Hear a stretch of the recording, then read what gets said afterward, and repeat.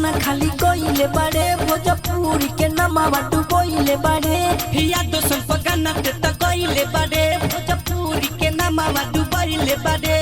अपना के बोने ले पड़े स्टार बाकी ते होई चमार जी के सरकार चाहिए बतई बेका हे तेरी बहनी के लौड़ा टुनटुनामा पहुंचो दई बेका टुनटुनामा पहुंचो दई बेका भोजपुरी इंडस्ट्री में साला बवाल करई बेका या दोसन पकाना खाली कोइले बाड़े भोजपुरी के नमावा डुबोइले बाड़े हिया दोसन पकाना के त कोइले बाड़े भोजपुरी के नमावा डुबोइले बाड़े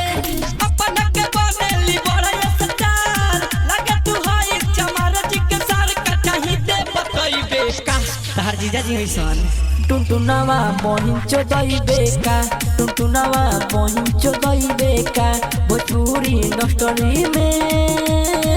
बोल विवाद करई बेका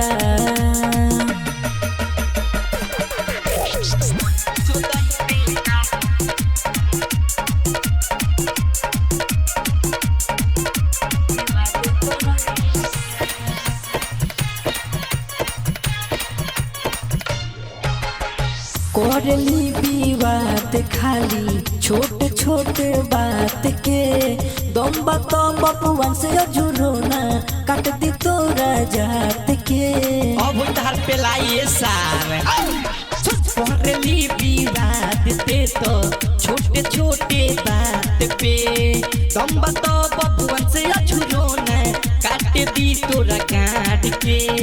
उन्नत बारे खेसरिया के दम पर दम बतोड़ा में केस को दे हम पर विवाद करई बेका ए टुनटुन तहार बहिन चोदो टुनटुनामा पहुंचो दई बेका टुनटुनामा पहुंचो दई बेका भोजपुरी इंडस्ट्री में बोल विवाद करई बेका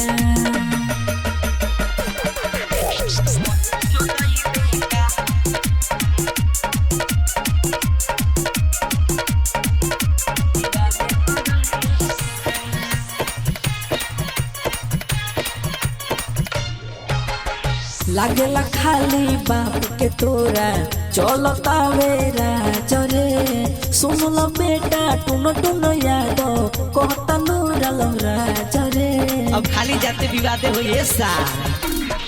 लागेला खाली बाप के तोरा चलता बेरा जरे सुनल बेटा टुन टुन यादो कहता नूरे लहरा जरे